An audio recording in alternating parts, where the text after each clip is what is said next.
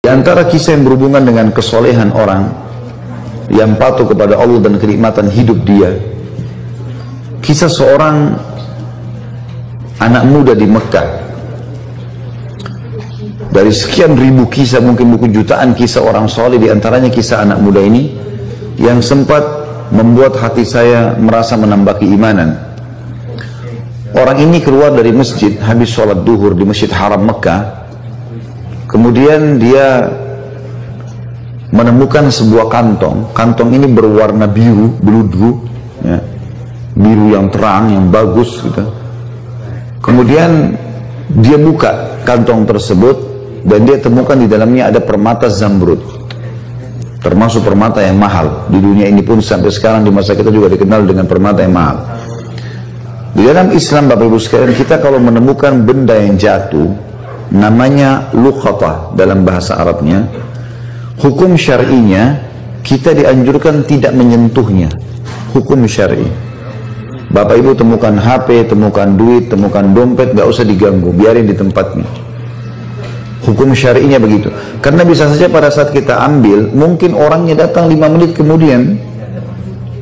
Tapi kalau Bapak Ibu memang mau mengambilnya dan mau mengiklan, kalau mau mengambilnya syaratnya harus dia mengiklankan selama setahun.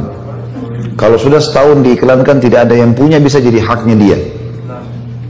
Hukum begitu, hukum luqatah. Tapi anak muda ini melihat di depan Masjid Haram ada kantong terjatuh, diambil sama dia, lalu dia naik ke atas sebuah batu, dia iklankan. Dia mengatakan, wahai penduduk Mekah, dengarlah, saya menemukan kantong ini, ya, dan siapa yang merasa memilikinya silahkan datang ke saya. Lalu diangkat sama dia tinggi-tinggi. Rupanya nggak ada yang mengaku. Dia teriak yang kedua kali, dia teriak yang ketiga kali, dia teriak yang ke-10 kali. Terus saja dia teriak, wahai muslimin, penduduk Mekah, ada nggak yang kehilangan kantong? Ini saya temukan. Nggak ada yang nyaut. Akhirnya dia bilang, karena di situ juga ada banyak pedagang-pedagang, maka dia bilang, wahai penduduk Mekah, kalau seandainya ada yang merasa barang ini milik dia, kalian sudah tahu rumah saya. Betul, orang-orang Mekah tahu rumah dia, karena dia penduduk Mekah. Maka tunjukkan rumah saya. Dengan hikmah Allah, baru saja anak muda ini pulang ke rumahnya, ada satu orang tua lewat di situ, sudah berjenggot putih, naik ke batu yang sama, cukup tinggi, lalu dia teriak, wahai penduduk Mekah, apakah ada di antara kalian yang melihat kantong saya yang jatuh? Sekali dia bicara, orang masih belum terlalu dengar, karena waktu itu tidak ada pengeras suara kayak kita sekarang.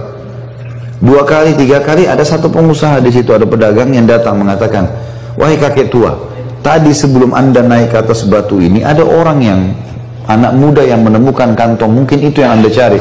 Rumahnya di sana, ditunjukin. Ringkas cerita, kakek ini pun pergi ke sana, dan kakek ini waktu mengiklankan, siapa yang menemukan kantong saya akan kasih sekian dinar. Ya.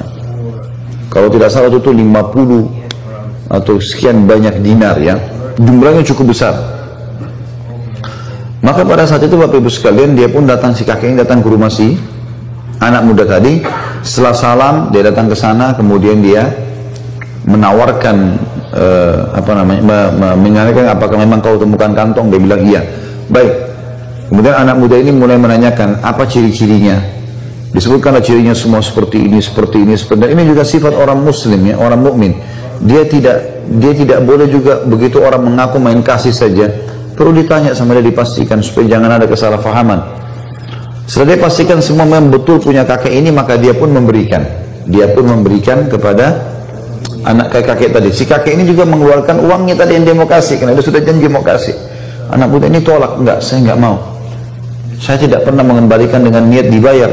Lalu orang tua itu mengatakan, tapi saya sudah niat. Dia bilang nggak bisa, saya tidak mau. Terus saja si kakek tua ini mendesak anak muda untuk terima balasan. Dia bilang dia tidak mau. Sampai akhirnya si kakek tua ini sudah putus asa, dia nggak bisa berikan, dia pulang. Ringkas cerita Bapak Ibu sekalian, 3 bulan setelah itu, setelah kejadian ini, si anak muda ini merasa kehilangan atau kekurangan dari sisi pendapatan. Maka dia dalam hatinya tersirat, dia mau keluar dari Mekah, cari pekerjaan di luar Mekah, karena Mekah waktu itu belum zaman seperti kita sekarang. Dia bilang, saya mau cari rezeki, mau cari modal, nanti saya kembali lagi ke Mekah. Dia menuju ke Jeddah, ya, yang sampai memang dari zaman dulu sudah pelabuhan di sana. Dia naik kapal dan dengan niat mau pergi ke satu negeri di Afrika sana cari kerja.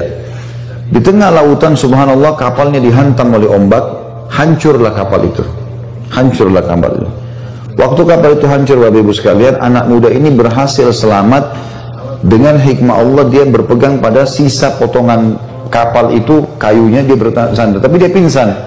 Dia sadar waktu sudah ada di tepi lautan. Waktu dia tiba di tepi lautan, dia kaget. Ini sudah menjelang subuh waktu itu, malam menjelang subuh. Dia kaget, dia bangun, dia coba lihat pesisir pantai tersebut. Dia lihat bangunan terdekat ada satu masjid, tapi tua. Masjid ini sudah tua, penuh dengan lawak-lawak gitu. Sudah kayak masjid tidak diurus. Dia lihat ya, sarang laba-laba.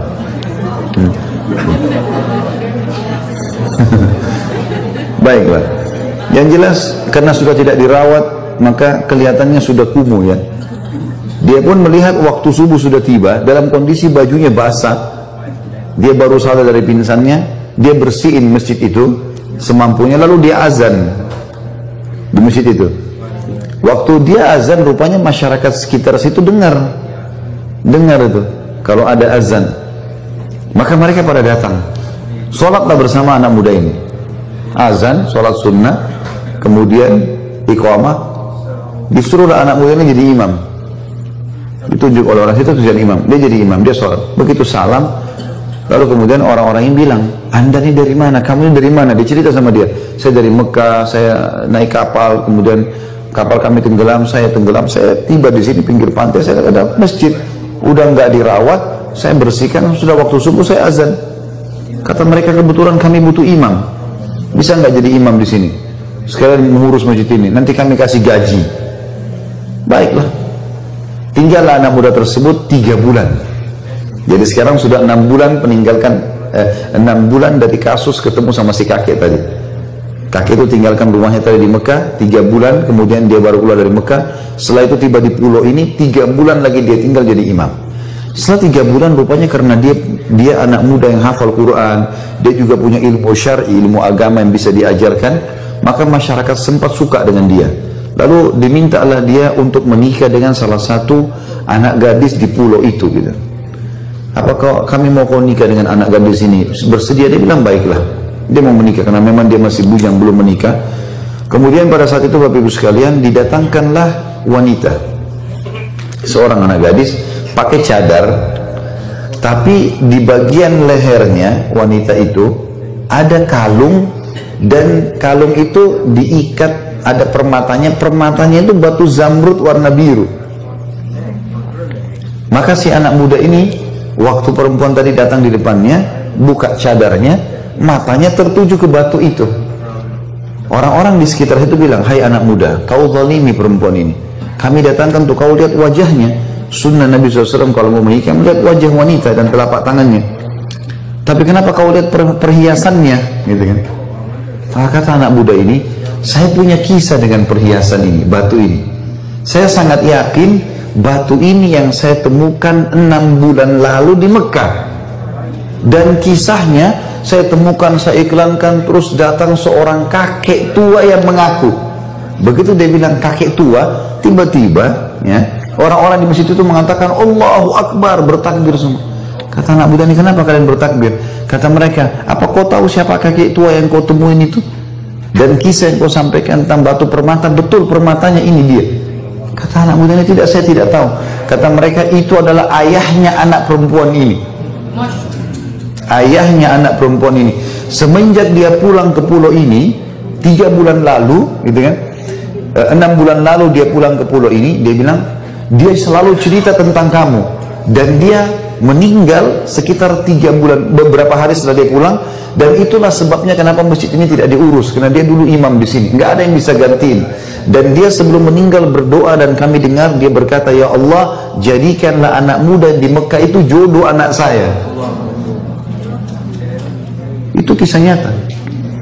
Kata anak muda ini, subhanallah, saya menikah dengan istri saya ini, maka permata itu yang tadinya dia kembalikan karena Allah, nggak mau terima balasan, gitu kan? Dia bilang, saya kembalikan sekarang menjadi milik saya sama istri saya. Berjalan 6 bulan pernikahan selanjutnya, dengan hikmah Allah ajal istri saya datang, meninggal. Maka saya menjadi pewaris tunggalnya permata itu. Dia kembalikan tadi karena Allah. Allah balas dia, permata itu jadi punya dia. Kuasa Allah Subhanahu.